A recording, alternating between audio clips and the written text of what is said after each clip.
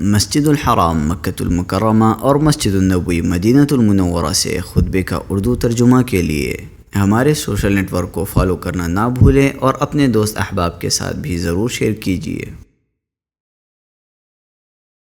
خطبہ جمعہ مسجد الحرام، تاریخ 26 ذو الحجہ 1447 ہجری بمطابق 12 جون 2026 عیسوی۔ موضوع دنیا کی حقیقت۔ خطیب فضیلۃ الشیخ فیصل غزاوی حفظہ اللہ، ترجمہ ثناء اللہ صادق تیمی۔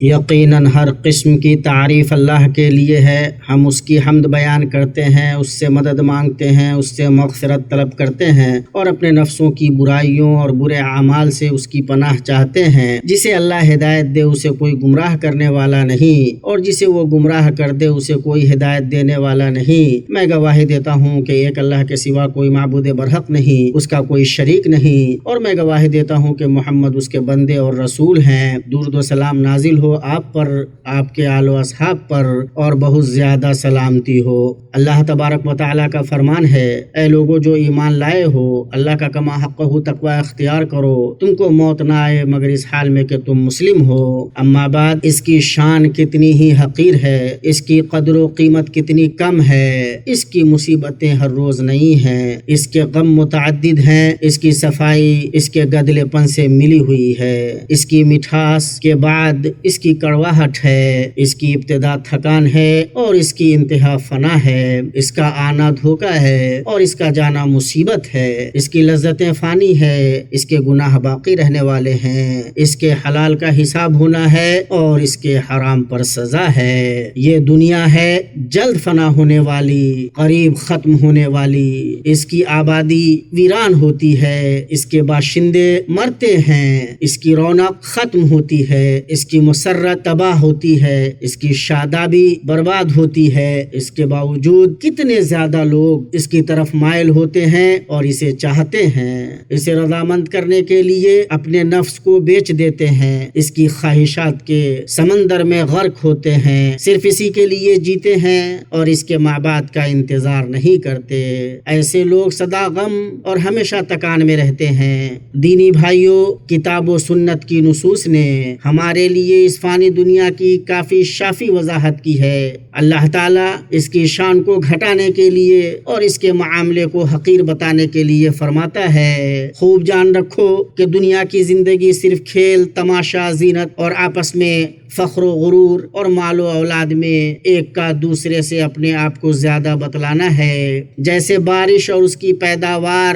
کسانوں کو اچھی معلوم ہوتی ہے، پھر جب وہ خشک ہو جاتی ہے تو زرد رنگ میں اس کو تم دیکھتے ہو، پھر وہ بالکل چورا چورا ہو جاتی ہے، اور آخرت میں سخت عذاب اور اللہ کی مغفرت اور رضامندی ہے، اور دنیا کی زندگی بجز دھوکے کے سامان کے اور کچھ بھی تو نہیں۔ اور فرماتا ہے، لوگوں اللہ تعالیٰ کا وعدہ سچا ہے، تمہیں زندگانی یہ دنیا دھوکے میں نہ ڈالے اور نہ دھوکے باز شیطان تمہیں غفلت میں ڈالے۔ اور اس سلسلے میں اللہ کے نبی صلی اللہ علیہ وسلم کا یہ قول وارد ہوا ہے، اگر دنیا اللہ کے نزدیک ایک مچھر کے پر کے برابر بھی ہوتی تو وہ اس میں سے کافر کو ایک گھونٹ پانی نہیں پلاتا۔ اور آپ صلی اللہ تعالی علیہ وسلم کے بارے میں آیا ہے کہ آپ صلی اللہ علیہ وسلم حقیر سے کانوں والے مرے ہوئے میمنے کے پاس سے گزرے، آپ صلی اللہ علیہ وسلم نے اسے کان سے پکڑ کر کے اٹھایا، پھر فرمایا، تم میں سے کون اسے 1 درہم کے عوض لینا پسند کرے گا؟ صحابہ نے کہا،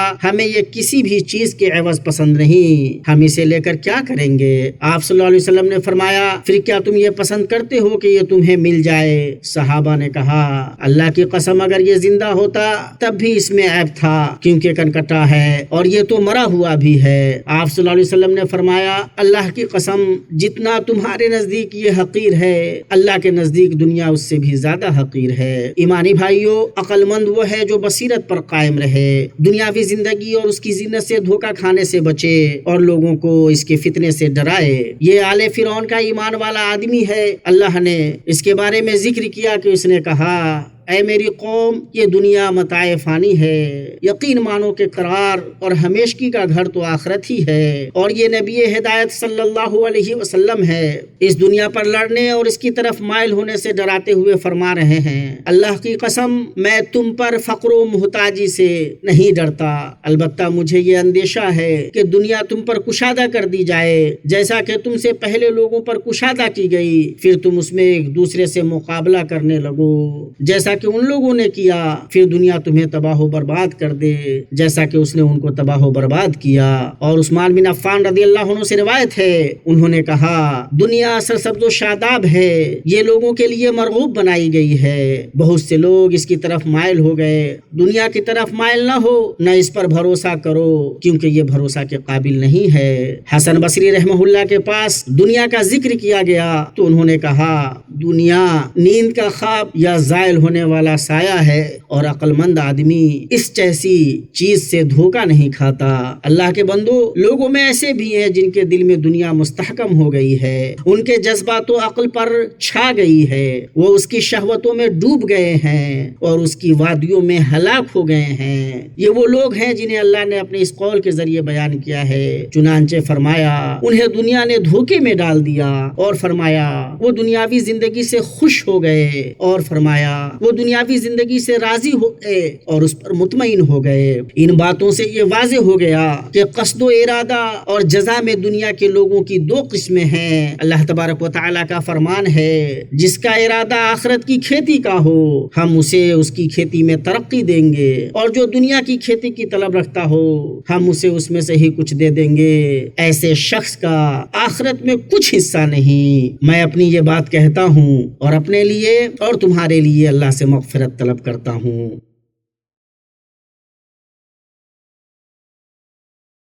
تمام تعریف اللہ کے لیے ہے جس نے دنیا کو آزمائش کی جگہ اور آخرت کو بدلے کا گھر بنایا۔ میں گواہی دیتا ہوں کہ ایک اللہ کے سوا کوئی معبود حقیقی نہیں، اس کا کوئی شریک نہیں، اور میں گواہی دیتا ہوں کہ محمد اس کے بندے اور رسول ہیں، جنہوں نے فرمایا دنیا میں ایسے رہو جیسے کوئی اجنبی یا مسافر، اللہ ان پر، ان کے آل و اصحاب پر درود و سلام نازل فرمائے۔ اما بعد، اللہ کے بندو، مومن کے لیے ضروری ہے کہ اس کی دنیا کے بارے میں نظر متوازن اور مکمل ہو، چنانچہ دنیا سے بے رغبت کرنے والی حقیقت کو پہچاننے کا مطلب یہ نہیں کہ انسان رہبانیت اختیار کر لے، زندگی سے کٹ جائے، کام کاج چھوڑ دے یا ان چیزوں کو حرام کر لے جنہیں اللہ نے حلال کیا ہے، کیونکہ مومن کو زمین آباد کرنے کا حکم دیا گیا ہے اور اس کے لیے پاکیزہ رزق سے فائدہ اٹھانا مباح ہے۔ اس سے مطالبہ کیا گیا ہے کہ وہ حلال روزی حاصل کرنے کی کوشش کرے اور شرعی حدود کے اندر رہ کر بغیر اسراف اور تکبر کے اس سے نفع اٹھائے۔ اسی طرح دنیا سے مومن کی بے رغبتی اسے اس بات کی دعوت دیتی ہے کہ وہ دنیا میں اصلاح کا کام کرے، توحید، ایمان اور سنت کو پھیلائے اور شرک، برائی اور فتنہ کا مقابلہ کرے۔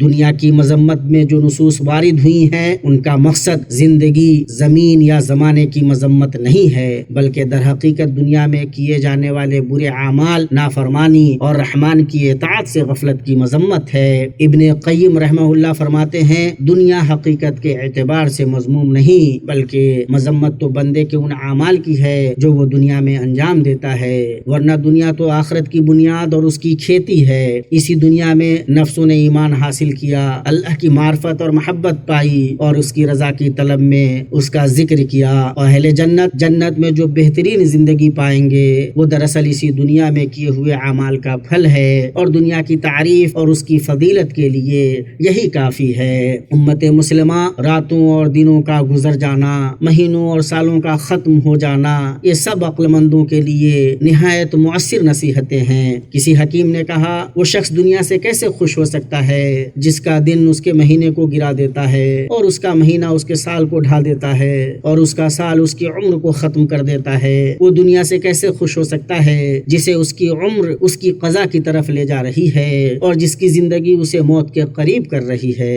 نبی مختار پر درود و سلام بھیجو، اس ہستی پر جس نے اس دنیا میں زہد و بے رغبتی کی سب سے عظیم مثال قائم کی۔ آپ صلی اللہ علیہ وسلم نے فرمایا، مجھے دنیا سے کیا سروکار، میری اور دنیا کی مثال تو ایسے مسافر کی سی ہے جو کسی درخت کے سائے تلے کچھ دیر آرام کرے، پھر اٹھے اور اسے چھوڑ کر چل دے۔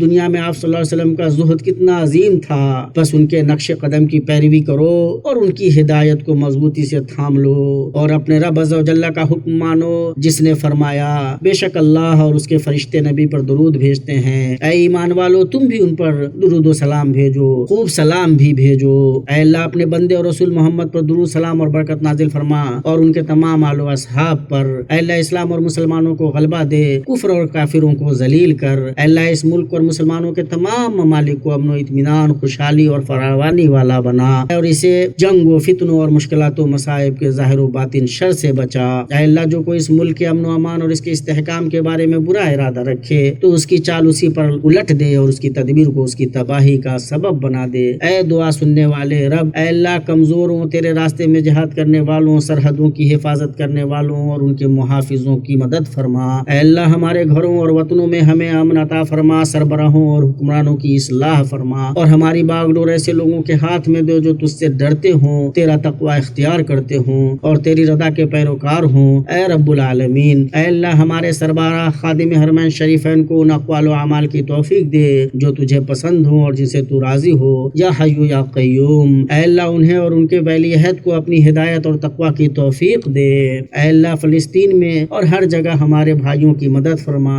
اے رب العالمین، اے اللہ ان کے غم دور فرما دے، ان کی مصیبتوں کو ختم کر دے، ان کے باہمی معاملات سنوار دے، ان کے امور کی ذمہ داری لے لے، ان کی بھوک مٹا دے، ان کے خوف کو امن سے بدل دے، ان کے شیرازہ کو متحد کر دے اور ان کے منتشر معاملات کو درست کر دے۔ اے اللہ ان کے حق میں تدبیر فرما، ان کے خلاف نہیں۔ اے اللہ ہمارے لیے ہمارے دین کی اصلاح فرما جو ہمارے تمام معاملات کی حفاظت کا ذریعہ ہے، اور ہماری دنیا کی اصلاح فرما جس میں ہمارا گزارا اور زندگی کا سامان ہے، اور ہماری آخرت کی اصلاح فرما جس کی طرف ہی ہمارا لوٹنا ہے، اور زندگی کو ہمارے لیے ہر بھلائی میں اضافہ بنا دے اور موت کو ہمارے لیے ہر برائی سے راحت کا سبب بنا دے۔ اللہم صلی وسلم علی نبینا محمد المختار و آلہ الاطہار و صحبہ الاخیار۔